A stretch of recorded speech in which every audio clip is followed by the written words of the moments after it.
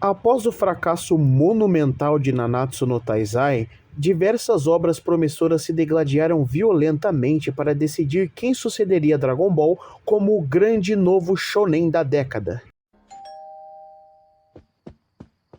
Hello? Yes? Muito mais por conta das obras concorrentes terem, em sua grande maioria, flopado miseravelmente do que por qualquer mérito próprio do autor, Jujutsu Kaisen emergiu como vitorioso nessa disputa. Com a explosão repentina na popularidade desse anime, onde quer que você olhasse na época, esse albino insuportável estava, e logo atrás, os seus insuportáveis fãs, balbuciando imbecilidades sobre como ele é super poderoso, como ele sola todos os versos, ai Mugen isso, ai vazio roxo aquilo. Afinal, quando um anime como esse coloca pseudofísica deturpada no conceito dos ataques dos personagens, é sempre um prato cheio para adolescentes retardados que querem se sentir mais cultos e inteligentes. Então nós aqui do Comédia Atroz resolvemos aproveitar que uma nova temporada de Jujutsu Kaisen tá chegando para embarcar no hype e fazer uma lista de personagens que vão esbucetar o seu albino favorito na base da porrada. Shut the fuck up! Know your fucking place, trash!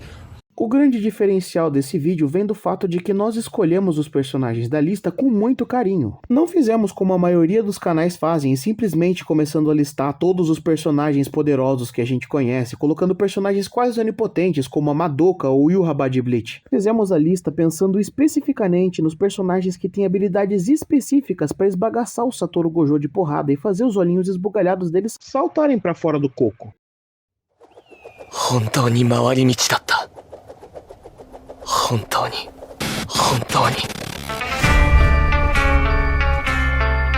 んて遠い回り道。完全なる黄金の回転エネルギー。ありがとうジャイロ。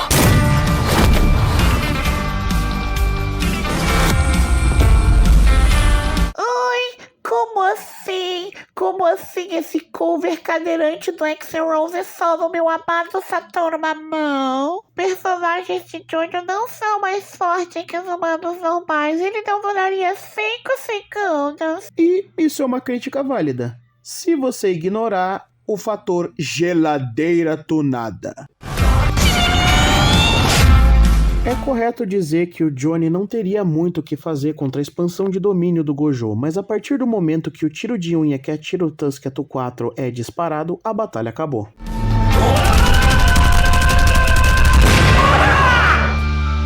A geladeira tunada poderia atravessar o Mugen sem o mínimo de dificuldade, já que, além de atravessar o Love Train, pôde perseguir o D4C e o Valentine por dimensões infinitas. Levando isso em consideração, mesmo que o Juninho João Estrela acabasse em estado catatônico por causa da expansão de domínio do Gojo, o melhor resultado que o albino de olho esbugalhado favorito da galera conseguiria é um empate. Tome! D4C! この隣の場所に自由に入ってこれるのこの私の能力だけだ。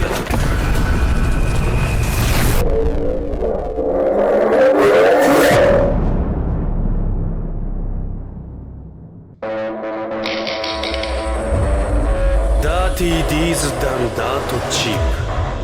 Quando nós dissemos que faríamos esse vídeo, alguns dos nossos amigos disseram para nós usarmos o D4C normal, que ele já acaba com o Gojo, e que usar o Love Train seria covardia. Mas a gente adora uma covardia. Ai, que delícia! Sendo sincero com vocês, a quantidade de possibilidades que o D4C teria para acabar com essa luta chega a ser ridícula. Mas vamos começar do começo. Atravessar o Mugen não representa dificuldade nenhuma para um stand que pode atravessar dimensões infinitas. A expansão de domínio, tampouco. Afinal de contas, mesmo que eventualmente ele acabasse sendo pego, o Valentine pode trocar infinitamente de corpo, deixando seu cérebro sobrecarregado de informações para trás e voltando com um corpo novinho em folhas sem nenhum dano. Isso sem falar da principal capacidade ofensiva do D4C. Ele pode simplesmente trazer outro Satoru Gojo de outro universo, e pela lei que apenas não afeta o Valentine, de que não podem existir dois corpos no mesmo universo, eles se atrairiam e se destruiriam mutuamente até não sobrar nada. O Valentine também não precisaria se dar o trabalho de lidar com outro Satoru Gojo vivo. Ele poderia só trazer um cadáver, que o efeito seria o mesmo, como mostrado quando a própria Lucy Steel trouxe o cadáver do Dio até o Dio de outro universo. E, como já foi estabelecido aqui, o D4C não teria problema nenhum para atravessar o Mugen. Extrapolando aqui o conceito do próprio Mugen, se ele trouxesse outro Satoru Gojo vivo, poderia ser ainda pior, já que os dois Mugens iriam se repelir infinitamente e fazer os dois Satoru Gojos serem acertados por uma espécie de vazio roxo. Mas é claro, isso aí já é só teoria minha. E agora nós entraremos no maravilhoso reino da covardia e iniciaremos a surra sem dó, falando sobre o Love Train. 遺体はこのバレンタインのことを好いてくれている。遺体が能力を引き出してくれている。E4C のさらなる段階だ。ラブトレイン。 Uma barreira dimensional absoluta criado pelo poder do próprio Jesus Cristo. Nem ferrando que o Gojo poderia atravessar algo assim. O primeiro vazio roxo que ele tentasse jogar contra o Love Train seria simplesmente mandado de volta. E pum, Satoru mamou.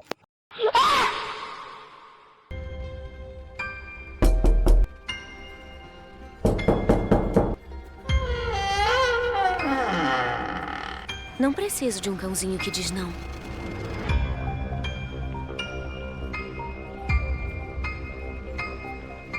Ah, Makima, esse é outro que vai dar trabalho, porque são tantos meios por onde começar. Bom, como antes, vamos começar do começo. A Makima, ou o demônio do controle, fez um pacto com o primeiro-ministro japonês, onde todo o dano desferido contra ela seria revertido para uma pessoa aleatória da população japonesa. Então, para derrotar a Makima, o Gojo precisaria aniquilar todo o Japão. Oi, mas o Geto mesmo disse que ele poderia aniquilar o Japão quando ele quisesse. Poderia, mas nunca faria. Jamais. Ele não tem coragem de matar um civil. Imagina dizimar o Japão inteiro. E, francamente, é aí que a luta acabaria. O demônio do controle pode controlar absolutamente qualquer criatura que ela enxergue como inferior a ela mesma. Tu é um beta! Tu é beta, cara! Acorda! E a partir do momento que o Gojo hesitasse em atacar a Makima ao ver que ele estava matando civis, ela já o veria como inferior. E é aí que a luta acaba. Mas vamos citar os outros fatores, porque sinceramente tem muitos. Bang! A Makima pode infligir dano direto, da mesma forma que o Sukuna fez para separar Go e Jo ao meio. Tudo que tá na lista dela, na visão dela, ela pode explodir. Fora que, se por algum milagre as habilidades e pactos da própria Makima não fossem suficientes, ela ainda tem diversos outros demônios ao seu poder.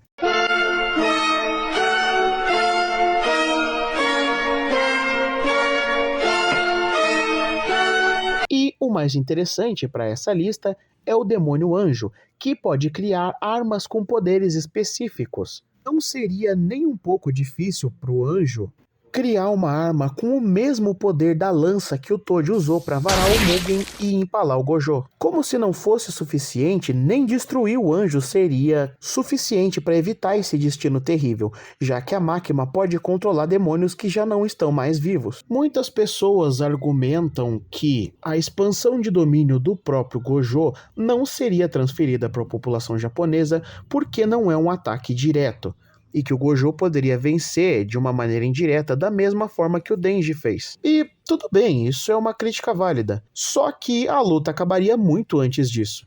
Como eu mencionei, logo que o Gojo hesitasse, ele estaria sob o controle da Makima, porque ela o desprezaria.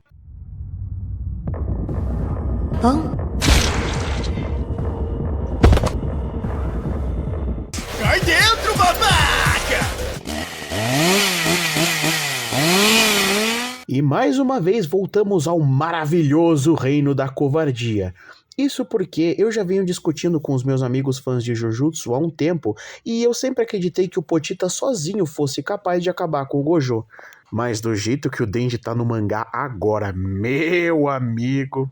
Partindo do ponto mais básico e óbvio, infinitamente mais forte, resistente e rápido, o Potita conseguiu arrancar o próprio coração e lançar ele da atmosfera da Terra até o hemisfério japonês em menos de 2 segundos, se regenerando no processo inclusive. E se o Potita sozinho sofria pela falta de inteligência, agora no estado que os dois atingiram no mangá, a conversa é outra. Já que o meu mano Dennis Torapau, juntamente com Luffy, o protagonista de One Piece, faz parte do seleto grupo de analfabetos mais inteligentes que você. Por incrível que pareça, o Denji é extremamente inteligente e capaz de criar diversas estratégias engenhosas, podendo fazer isso em uma velocidade impressionante e se adaptar a qualquer situação de combate. Ou quase. O ponto que sempre me fez pensar que o Potita sozinho poderia acabar com o Gojo é que ele saiu do inferno simplesmente cortando. Ele foi fazendo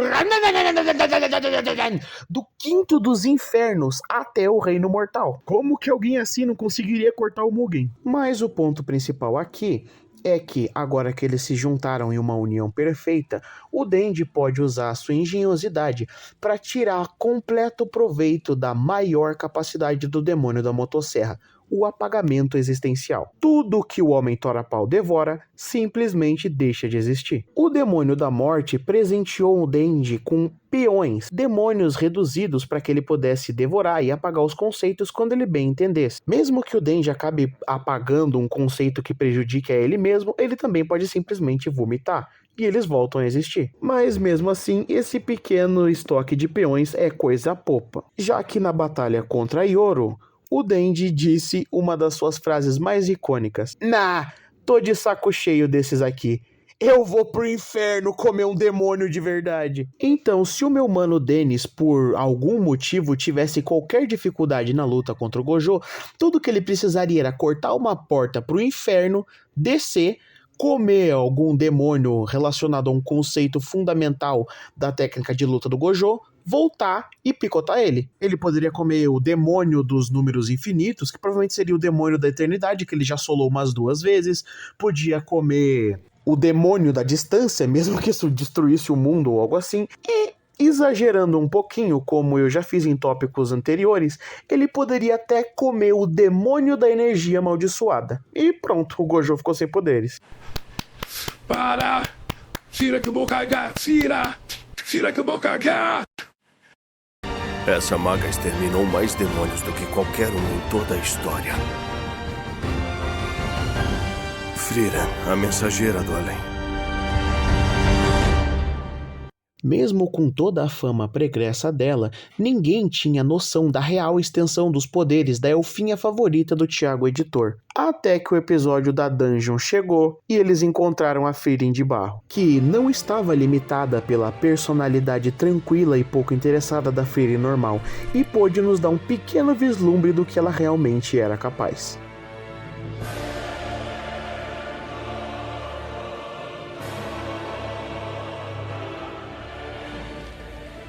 Quando eu e o Thiago Editor estávamos discutindo sobre incluir ou não ela na lista, um dos principais pontos de discussão foi aquela magia sem encantamento que ela usou na Fern. Eu mencionei que isso poderia muito bem arrancar ele do Mugen, ou causar dano mesmo que ele estivesse no Mugen em questão, mas ele disse que não, e que provavelmente era só algo envolvendo a gravidade ou algo assim. Mas aí nós percebemos que foda-se! A boneca invoca um buraco negro! Um buraco negro! O que é um Mugen perto de um fodendo buraco negro? Fora que, levando em consideração o tempo de vida absurdo que os elfos têm em Frieren, provavelmente ela simplesmente tem espaço sobrando no HD para expansão de domínio. Todas aquelas informações praticamente infinitas para um humano, para ela não ocupariam nem 1/10 do tempo de vida, nem 1/10 do espaço cerebral que ela tem para armazenar informações. Talvez fossem até úteis e deixassem ela ainda mais forte e satisfeita.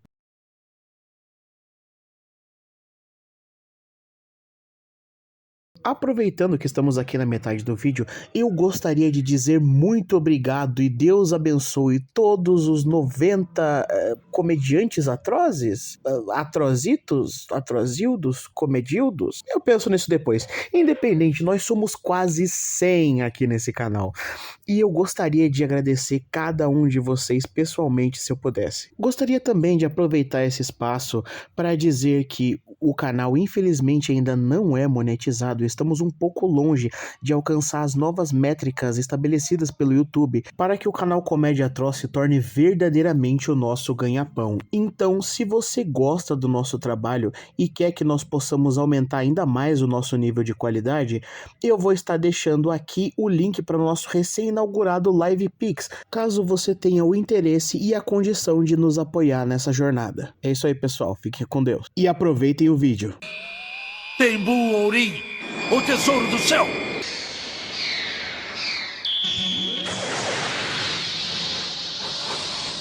Saiba que o tesouro do céu é a verdade do universo. Este tesouro é o mundo da perfeita harmonia. Shaka de Virgem, tido por alguns como o Cavaleiro de Ouro mais poderoso, dito por todos como o cavaleiro mais próximo de Deus e a reencarnação do próprio Buda. Eu sei que eu disse pra vocês que nós estaríamos escolhendo os personagens com carinho e evitando personagens que acabariam com Satoru Gojo simplesmente por serem muito mais fortes do que ele. E sim, o Shaka foi escolhido justamente por essa métrica. A questão é que não tem tantas opções assim, e agora nós entramos definitivamente no glorioso reino da covardia. Porque vamos falar de uns personagens que estão simplesmente em outro nível de poder. Começando pelo elefante da sala de que nem 780 milhões de vazios roxos seriam suficientes para fazer um único arranhão em uma armadura de ouro. Nem doeu. Não doeu, é? Para danificar uma das armaduras de ouro, o personagem... Claro, sem contar os adornos e partes mais frágeis como o chifre do touro. O personagem precisa ser um literal deus, uma divindade, um ser com o nono sentido, um ser quase onipotente. Ai, mas as armaduras de ouro não protegem contra ilusões e ataques mentais, visto que o Aioria foi afetado pelo Satã Imperial do Saga. Bom ponto, é uma crítica válida. Porém, esse tipo de limitações com o Cosmo não seria novidade entre os Cavaleiros de Atena, que já lutaram sem os 5 sentidos, inconscientes e até mortos. Isso aí, mortos. O Shaka de Virgem, assim como os outros 11 Cavaleiros de Ouro no final do mangá, demonstrou um domínio pleno do 8º sentido, onde eles podem superar a morte e as leis do próprio universo, para continuar lutando pela justiça.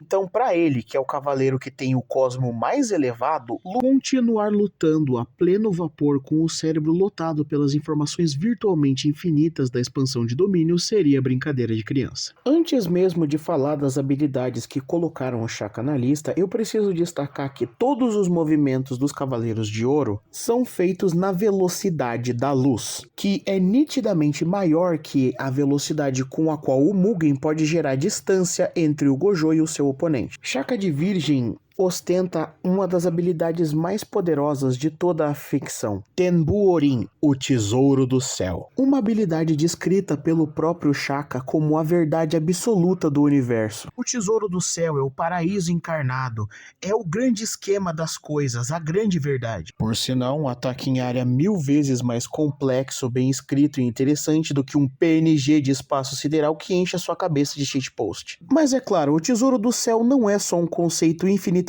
mais bem escrito, é um ataque infinitamente mais poderoso. Uma área interminável e inviolável onde toda a violência é banida.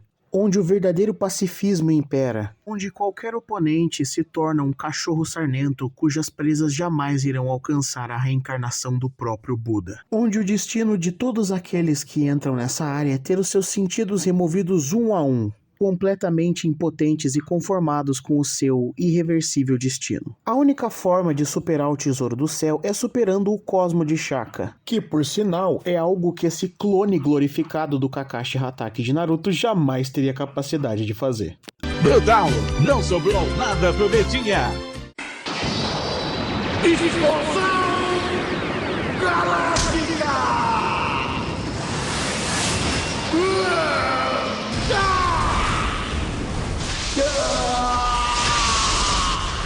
A fanbase coloca a Saga de Gêmeos ao lado do Shaka de Virgem para uma disputa eterna, onde eles tentam descobrir qual dos Cavaleiros de Ouro é o mais poderoso. Mesmo que a obra tenha dito explicitamente que é o Saga. Independentemente de qual deles você acha que é mais poderoso, é nítido que os dois escovam o chão bonito com a cara do senhor legalmente platinado aí. Começando pelo fato de que quase tudo que eu citei sobre o Shaka também se aplica ao Saga de Gêmeos, ele tem ainda mais poderes que seriam perfeitos para counterar as habilidades do Gojo. O cara é foda, patroa! Visto que quase todas as habilidades de ataque do Saga derivam do poder de distorcer o próprio espaço. Cara, ele ia simplesmente baixar a mão, ele nem tem que correr na velocidade da luz, tá? Ele ia baixar a mão, distorcer o espaço do Mugen e passar andando. Seria muito massa. Antes ou depois de fazer isso, ele poderia escolher se iria mandar o Gojo para outra dimensão, incinerar ele com uma explosão galáctica, ou usar o Satã Imperial, transformando assim o personagem mais forte de Jujutsu em um escravo, com um ataque só. O Saga também demonstrou ter a capacidade de remover os 5 sentidos do seu oponente, ou seja, ele remove a visão do Gojo e pronto, acabou os 6 olhos, acabaram os poderes. Eu sei que eu já repeti muitas vezes nesse vídeo a palavra covardia, mas a questão é que o Saga de Gêmeos é tão mais poderoso e tem tantas formas de acabar com o Satoru Gojo que eu não tenho mais o que dizer. É pura e simples covardia. Fora que alguns de vocês podem já ter pensado nisso quando eu exemplifiquei que todos os Cavaleiros de Ouro se movem na velocidade da luz, mas o 7º, lembrando, os 12 do século 20 já estão no 8º, o 7º sentido é o sentido do milagre. Eles podem fazer coisas impossíveis e superar qualquer limite, com exceção da própria limitação do cosmo, no caso, a diferença entre os sentidos. Ou seja, basicamente qualquer Cavaleiro de Ouro, alguns de prata e os 5 de bronze poderiam escovar o chão com Satoru Gojo. Ok, eu sei que foi covardia dizer isso. Ai, falei covardia de novo. Eu sei que foi sacanagem dizer isso depois de colocar 2 Cavaleiros de Ouro na lista, mas o que eu posso fazer? Não tava longo o suficiente?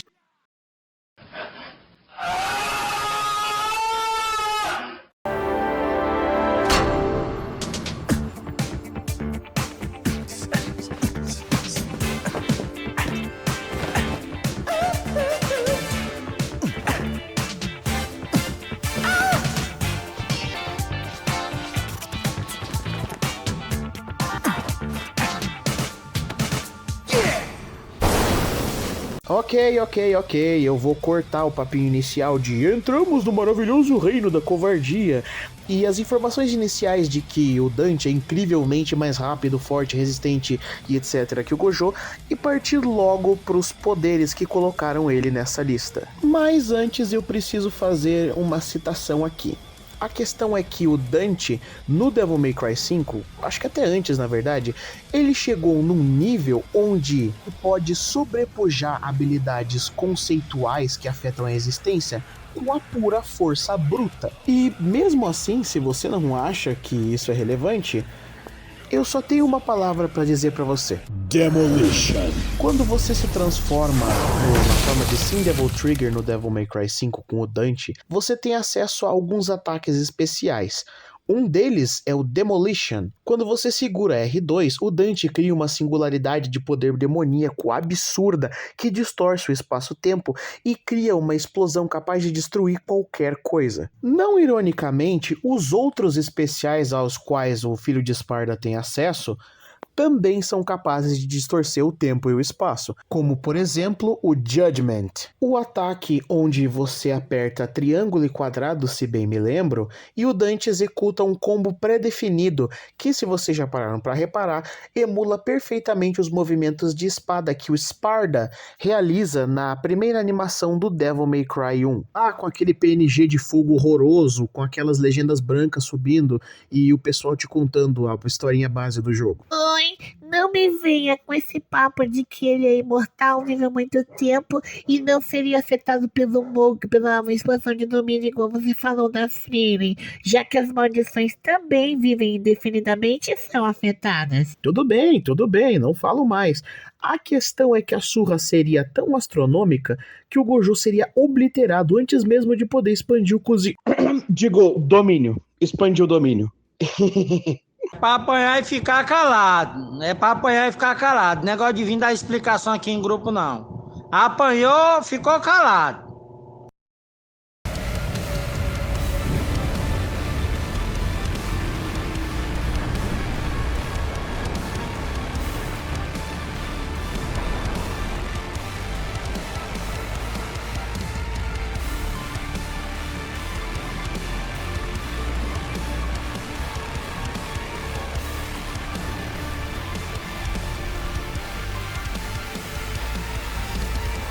Olha só, eu não quero que pareça que eu sou um daqueles que diz que o Virgil é mais forte que o Dante, mas nesse caso em específico a surra seria ainda mais astronômica, já que o Virgil não precisaria nem se transformar. Os ataques normais da Yamato já podem cortar o espaço. E diferente do Dante, que poderia levar algum dano ou atraso pela sua personalidade brincalhona, o Virgil sempre luta pra matar. Sem piedade, sem brincadeira, sem piadinha, sem taunt. Ele simplesmente é chegar, desembanhar a Yamato e... You shall die! Acabou. Francamente, eu poderia até citar quais ataques o Virgil poderia usar, como o Judgment Cut, o Judgment Cut End, mas a verdade é que os ataques, tem tanto ataque da Yamato com distorções de espaço-tempo, que seria mais fácil citar os que não tem. E, sendo sincero, o Virgil é tão absurdamente rápido, tão preciso, juntamente com a capacidade da Yamato de cortar o próprio espaço e afetar as coisas em um nível quase existencial. Quando o Gojo tentasse expandir o Kuziam, digo, domínio, ele iria simplesmente cortar cada uma das informações. Tá, isso foi meio exagerado. Mas, pô, não seria muito legal? Imagina, ele expande o domínio, faz aquele fundinho cheio de estrelas e o Virgil corta cada uma das estrelas, uma por uma. E aí ele ainda embanha e a mata e fala, Where is your motivation?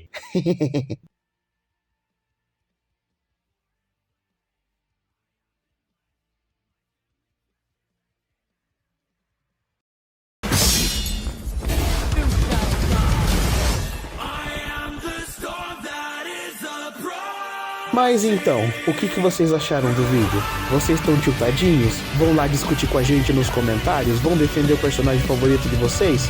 Ou vocês se divertiram e querem a parte 2? Ainda tem muito personagem, mesmo que a lista tenha ficado grande, tá?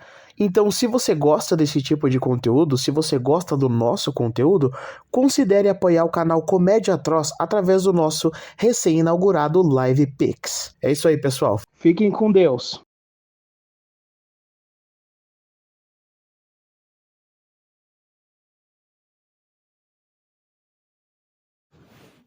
Gostou do conteúdo? Deu bastante risada com a gente? Quer mais conteúdo assim? Quer continuar rindo? Então nos siga em @comédiaatroz e me ajude a conquistar o sonho de trabalhar com um sorriso no rosto.